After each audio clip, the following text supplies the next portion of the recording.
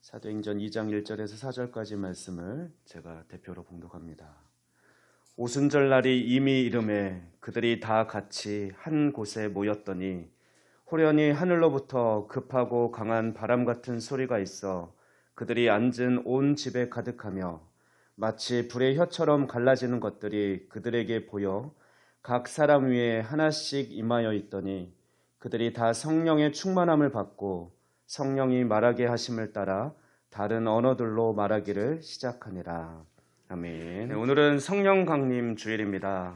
따라서 이 시간에는 그들이 다 성령의 충만함을 받고라는 제목으로 성령님에 대한 말씀을 함께 살펴보고 은혜를 나누고자 합니다.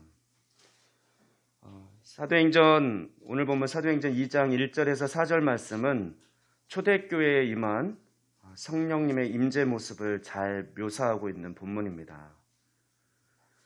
먼저 1절 말씀을 보면 오순절 날이 이미 이름에 그들이 다 같이 한 곳에 모여 있었다라고 상황을 기록하고 있습니다. 예수님을 따르던 수많은 사람들이 있었고 예수님이 승천하실 때도 500여 형제들이 모여 있었습니다. 그러나 예수님께서 승천하신 후에 예수님께서 분부하신 너희들은 예루살렘에 모여 있으면서 하나님께서 약속하신 것, 내가 보낼 보혜사 성령을 기다리라고 그렇게 말씀하셨는데 다 흩어지고 120명 정도가 마가의 다락방에 모여서 함께 기도를 하고 있는 상황 가운데 오늘 본문 말씀과 같이 성령님께서 함께 그 성령 세례로 성령 충만함으로 임재한 모습이 그 약속이 이루어진 모습이 오늘 본문의 말씀입니다. 오순절에 임한 것이기 때문에 오순절의 의미를 먼저 살펴봐야 할 것 같습니다. 오순은 제50을 의미합니다. 이날은 6월절 주간의 안식일로부터 50일째 되는 날에 지키는 유대인의 3대 절기, 6월절, 오순절, 초막절 중에 한 절기가 오순절입니다. 오순절은 6월절 기간에 처음 익은 보리 곡식곡단 첫 열매를 드린 날부터 시작해서 추수가 끝나는 49일, 즉 7주간의 그 다음 날, 7주가 지난 그 다음 날이기 때문에 77절이라고도 합니다. 그러나 유대인들은 1세기경부터는 이 오순절의 의미를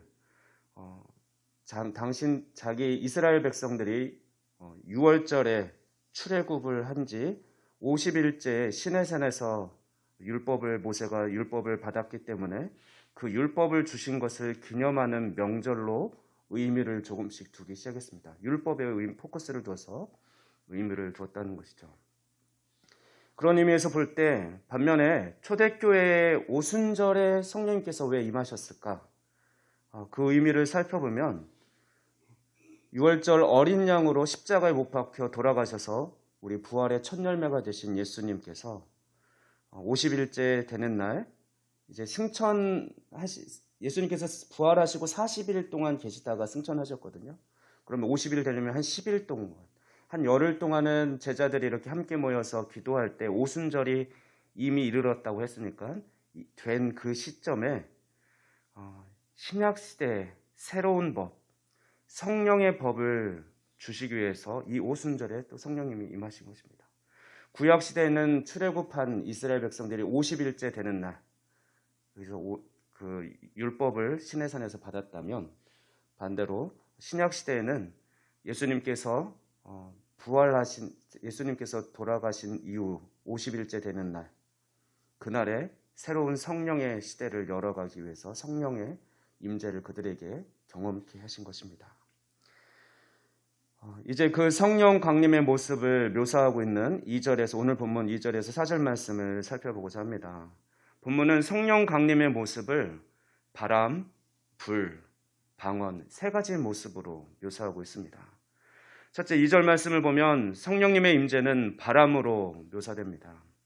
호련히 하늘로부터 급하고 강한 바람 같은 소리가 있어 그들이 앉은 온 집에 가득하며, 여기서 바람이 성령의 임재하심에 대한 징표로 나타난 것은 그 어원적인 의미도 있습니다. 어원적으로 볼 때 영이라는 푸뉴마라는 단어가 바람이라는 푸노에와 발음이 비슷한 것과 연관이 있습니다.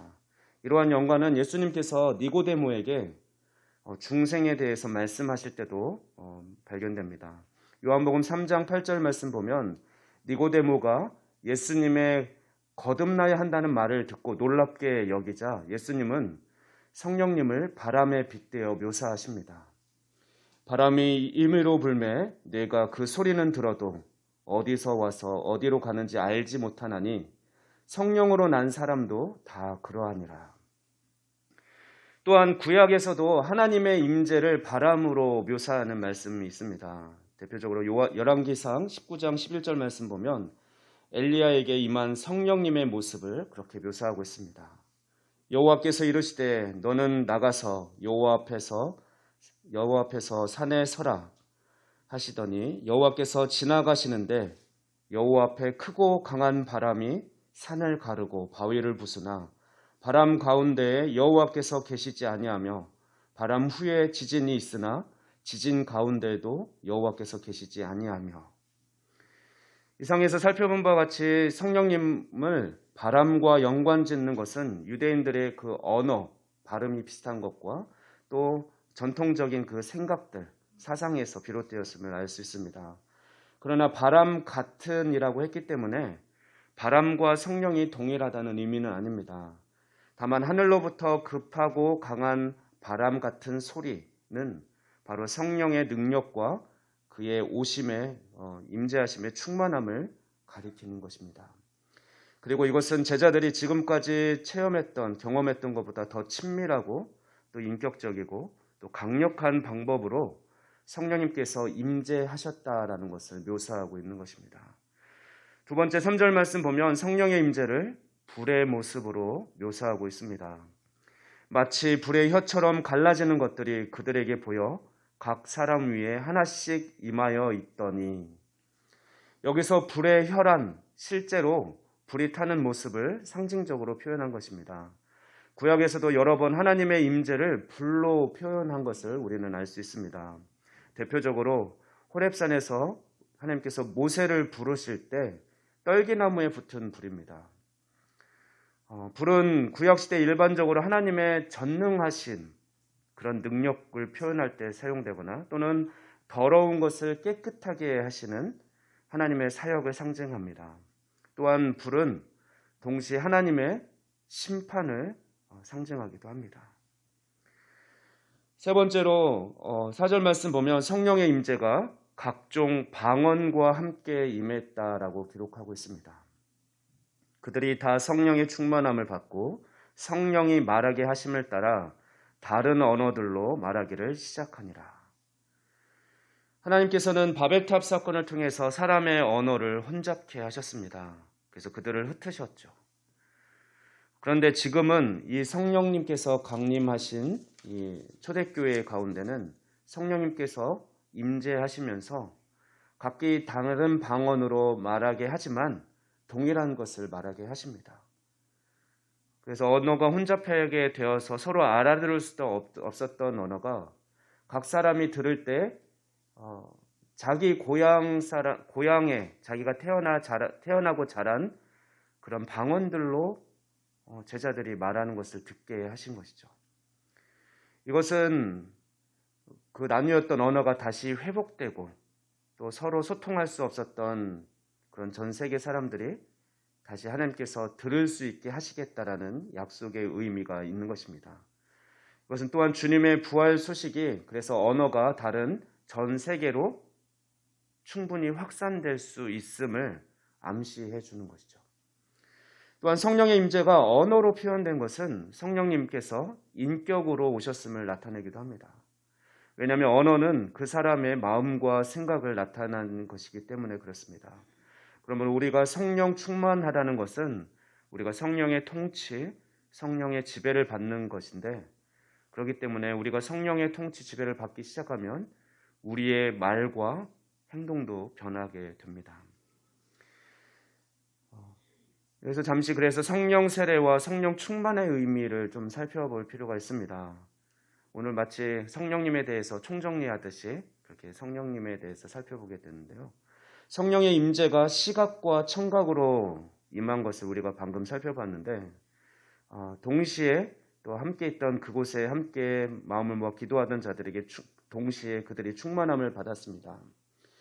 여기서 한번 성령 세례와 성령 충만을 살펴봐야 되는데, 성령 충만은 방금 앞서 우리 말과 행동이 바뀌게 된다고 말씀드린 것처럼 성령 충만은 성령의 인도나 지배를 받는 상태를 나타냅니다. 바울 서신서에서 많은 편지를 통해서 성령의 충만이라는 말은 많이 쓰진 않고 한 번만 썼습니다. 바로 술 취하지 말라, 이는 방탕한 것이니 오직 성령으로 충만함을 받으라는 에베소서 5장 18절 말씀입니다. 그러나 로마서 8장 말씀이나 고린도전서 12장 말씀 보면 바울은 성령 충만을 성령의 인도 또는 성령의 지배를 받으라, 이런 표현으로 썼습니다. 따라서 성령 충만은, 바울이 말하고자 하는 성령 충만은 바로 성령의 인도나 지배를 받는 상태를 말하는 것입니다. 그러므로 성령 충만이란 예수 그리스도를 믿음으로 내주하시는 성령님의 지배와 인도를 받는 상태를 말하는 것이지, 어떤 공간적으로 성령님이 채워지거나 다시 들어오는 것을 의미하지 않습니다. 반면 성령 세례는 단번에 이루어지는 것입니다. 성령님께서, 우리가 예수님을 믿기 시작했을 때 성령님께서 우리 각 사람에게 임하는데 그것을 성령 세례라고 합니다. 그래서 성령 충만은 여러 번 되풀이 될 수 있죠. 우리가 성령님을 다시 의지하고 온전히 순종하고 그런 상태가 충만이라고 했으니까 여러 번 반복되고 또한 유지되어야 되는 성격이라면 성령 세례는 단번에 우리에게 임하는 역사인 것입니다. 그런데 한편 오늘 본문을 보다 보면 성령 세례를 말하지 않고, 성령이 처음 임하시는 것 같은데 성령 세례라고 말하지 않고 오히려 성령 충만을 말하고 있습니다. 오늘 본문 볼까요?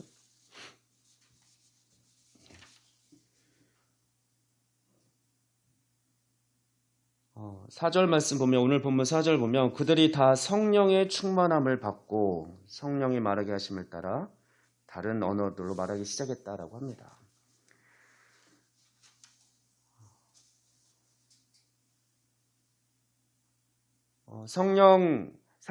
왜 그러면 본문에서는 성령의 세례를 말하지 않고 오히려 성령 충만함을 말할까요? 그런데 이것은 사실은 동시적으로 임한 것입니다. 그렇게 표현은 하고 있지만 성령 충만함으로만 언급했지만 나중에 먼저는 사도행전 1장 5절에서 성령 세례를 예수님께서는 말씀해 주셨습니다. 예언해 주셨습니다. 성령 세례를 받을 것이다 라고 말씀하셨고, 또 나중에 베드로가 말하는 사도행전 11장 15절에서 16절 말씀 보면 성령 세례가 오순절에 일어났다라고 회고하면서 이야기하는 베드로의 말을 우리가 살펴볼 때 오늘 본문에는 성령 충만으로 표현했지만 성령 세례가 임한 것이구나. 따라서 성령 세례와 오순절, 이 마가의 다락방에서 오순절 때 성령 세례와 성령 충만의 사건이 동시에 발생했다는 것으로 우리는 이해를 해야 합니다. 우리는 이 사건이 교회가 세워지기 위한 처음 특수한 또 상황임을 잊어서는 안 됩니다. 제자들에게 성령 세례의 증거는 방언이었습니다. 그들은 성령을 받고 자신들이 아직 배운 바가 없는 언어로 말하기 시작했습니다.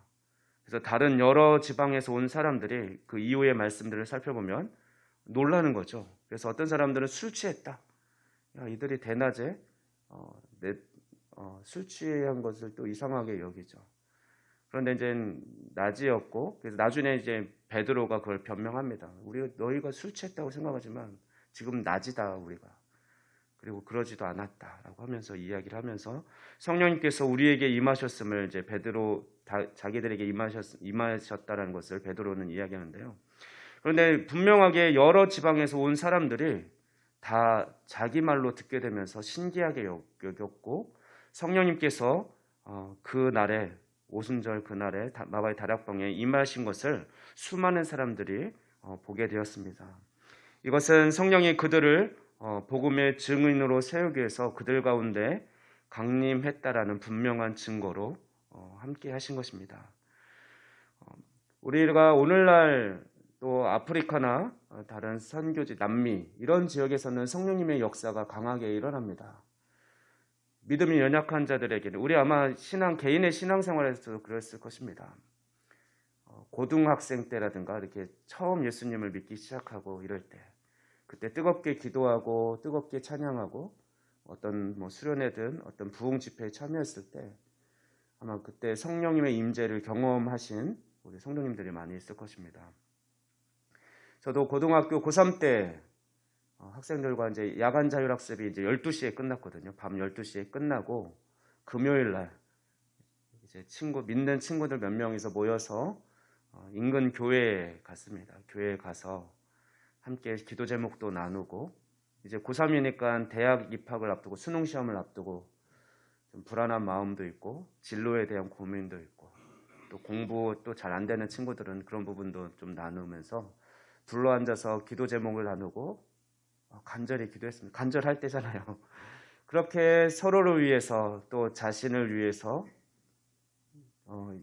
예수님의 이름을 부르면서 하나님을 불러가면서 뜨겁게 기도할 때 저는 성령님의 임재를 그때 경험을 했습니다.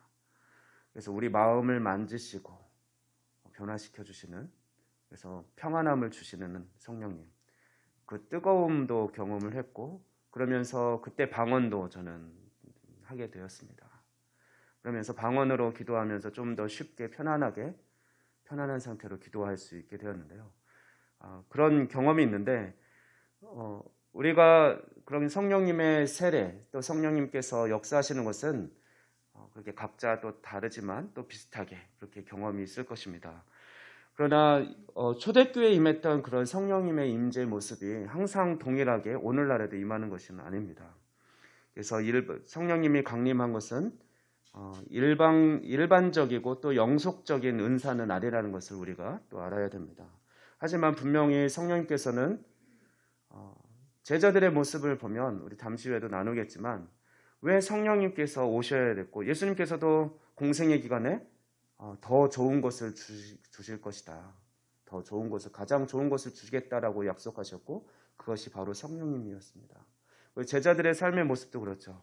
예수님이 바로 옆에 있을 때 오히려 더 능력 있고 확신에 차서 복음도 전하고 이래야 되는데 오히려 예수님이 계실 때는 예수님이 붙잡혔을 때는 예수님을 부인하고 배반하고 멀리 도망갔다가 그런 연약한 모습이었지만 성령님이 임한 이후에는 오순절 이 사건 이후에는 그들이 목숨도 두려워하지 않고 모든 대부분의 제자들이 순교를 당할 정도로 그렇게 목숨을 두려워하지 않고 복음을 전한 그런 능력 있는 모습을 보게 됩니다. 저는 특별히 오늘 본문을 묵상하면서 3절 하반절에 각 사람 위에 하나씩 임하였더니라는 말씀을 주목하여 보게 되었습니다. 그렇습니다. 성령님은 공동체의 집단으로 또는 어떤 대표로 어떤 한 사람에게만 임하시는 것이 아니라 성령님의 임재를 구한 모든 각 사람에게 임한다라는 것입니다. 제가 저의 간증을 잠시 나눴는데 그 당시에 함께 기도했던 지금 정확한 사실 인원은 기억이 안 납니다. 5명인지 6명인지 기억은 안 나지만 그 정도 되는 둘러앉을 수 있는 그 같은 형제들이 다 뜨겁고 또 그런 평안함을 또 성령님의 임재를 경험했던 것을 보게 됩니다. 각자에게 임하셨던 거죠. 저에게만 임한 것도 아니고 저에게만 대표로 임한 것도 아닙니다.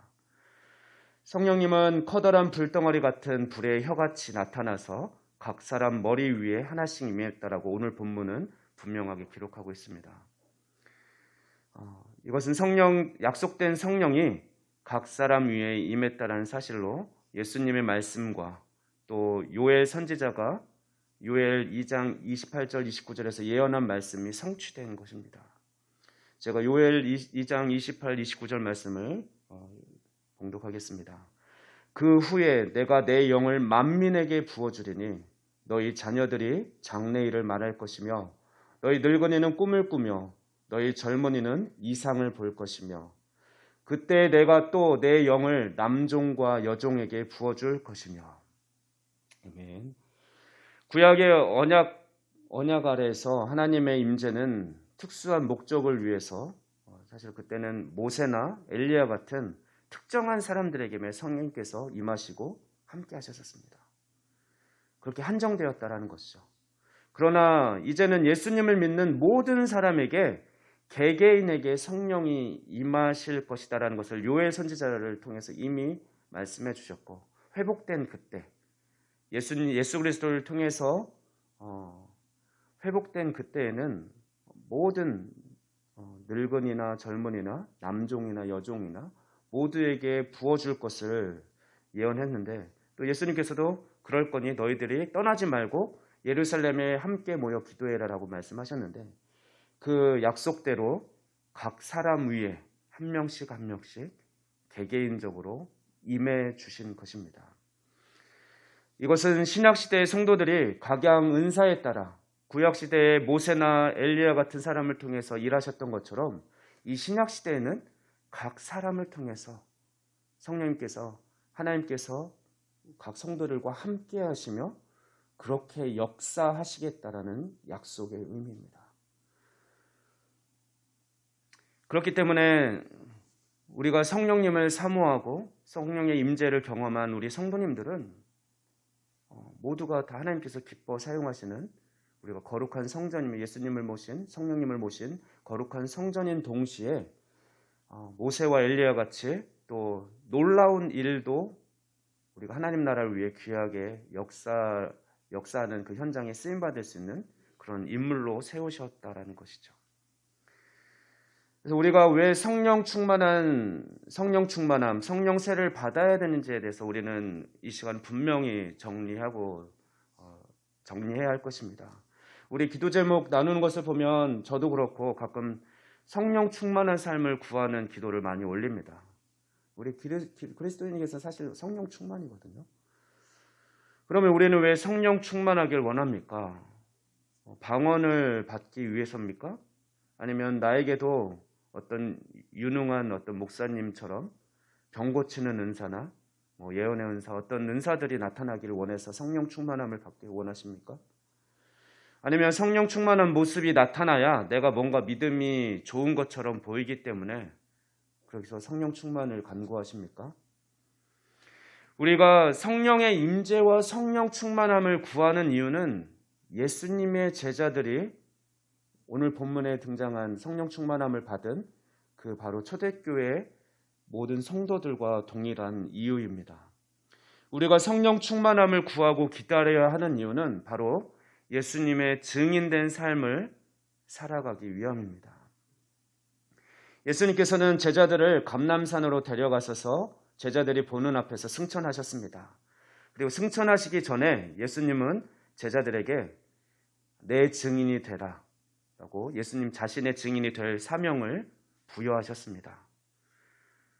그리고 제자들은 예수님의 증인이 되기 위해서 해야 할 일, 할 수 있는 일은 예수님께서 약속하신 것, 즉 성령 세례를 기다리면 되는 것이었습니다.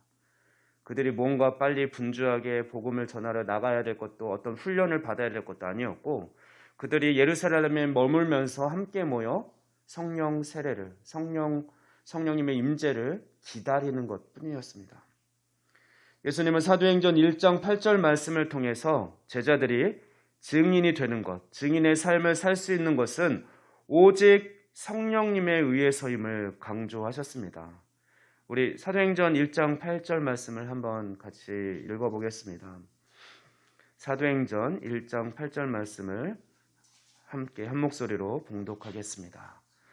시작.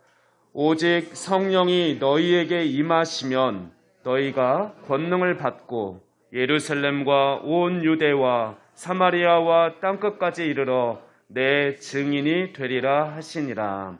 아멘. 예수님께서 하신 말씀입니다. 제자들의 권능을 받는 것, 너희가 권능을 받고 그래서 예루살렘과 온 유대와 사마리아와 땅끝까지 이르러 증인의 삶을 살게 되는 것은 오직 성령이 너희에게 임하시면입니다. 실제로 예수님의 제자들은 아까 말씀드린 바와 같이 예수님이 살아계실 때보다 돌아가시고 이렇게 성령님의 임재를 경험한 이후에 더 능력 있는 제자로서의 삶을 살아갔습니다. 땅끝까지 이르러 이방인들에게 복음을 전하면서 그것을 두려워하지 않고 그렇게 살다가 순교를 당했죠. 그래서 그 복음 전함으로 오늘날 우리까지 복음이 이를 수 있었습니다. 증인으로서의 사역은 사도행전 전체에 걸쳐서 두루 나타나는 주요 주제입니다. 그렇다면 무엇에 대한 증인입니까? 바로 예수 그리스도에 대한 증인입니다. 예수님께서는 내 증인이 되리라 라고 말씀하셨습니다.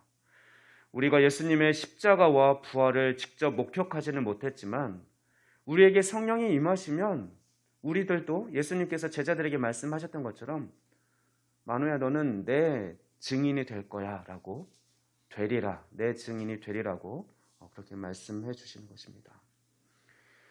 우리가 마치 예수님을 직접 목격하고 만난 것처럼 방금 예수님을 만나고 온 것처럼 우리는 생생하게 예수님을 증거하는 증인의 삶을 살 수 있게 되는 것이죠. 혹시 증인의 삶을 살아가는 것, 선교적인 삶을 살아가는 것이 두렵습니까? 혹은 자신이 없습니까? 그러나 예수님은 성령이 너희에게 임하시기만 하면 너희는 내 증인이 될 것이라 라고 말씀하십니다. 수동태적인 표현으로 하신 거죠. 너희는 내 증인이 되어라 라고 명령으로 하신 것도 아니고 내 증인이 되리라, 무슨 미래적인 표현도 포함되어 있지만 너희는 내 증인이 될 것이다, 되리라 라고 그렇게 말씀하셨습니다.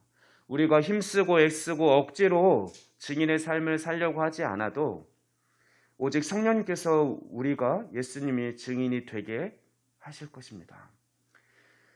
우리는 기도 시간에 자주 성령 충만을 간구합니다. 그런데 반대로 그러면 우리는 성령 충만한 삶을 살아가고 있는지 점검할 수 있는 방법을, 그 기준을 우리는 찾을 수 있겠죠. 방금 말씀드린 바와 같이 그 사람이 증인으로서의 삶을 잘 살고 있다면 그 사람은 성령 충만한 삶을 살고 있다라는 증거일 것입니다. 요즘 내가 증인으로서의 삶을 잘 살아가는지 한번 돌아보시기 바랍니다. 성령 충만한 자는 증인의 삶을 살아가리라고 예수님께서 말씀하셨습니다.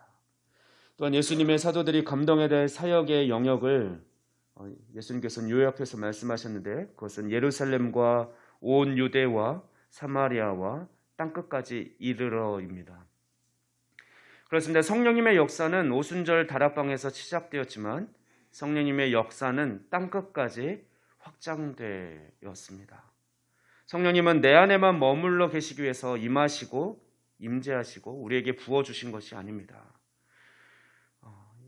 성령님은 우리 교회 안에만 계시지 않습니다. 내가 성령을 체험하는 그 시간부터 내 생명을 마치는 날까지 모든 시대와 또 역사를 초월하고 또 모든 지역과 인종, 모든 생각과 사상, 제도를 뛰어넘어서 성령님은 역사해 주실 것입니다.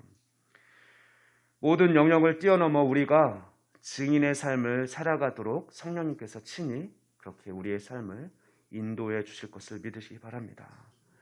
그러므로 우리는 우리의 선교 지경이 날로 확정될 수 있기를 소망하며 살아가야 하고 그렇게 우리 자신을 내어드릴 수 있어야 합니다. 저는 우리 모든 성도님들이 성령의 충만케 하심을 받아서 성령님과 동행함으로써 그리스도의 능력 있는 증인의 삶을 살아갈 수 있기를 소망합니다.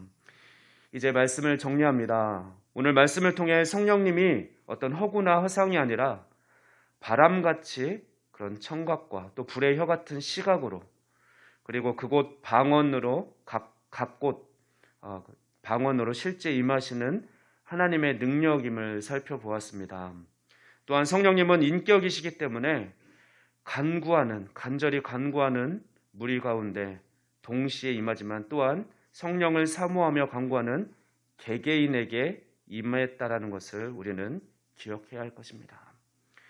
사랑하는 성도 여러분, 성령님의 충만한 모습이 우리 개개인에게 임하기를 간구합니다.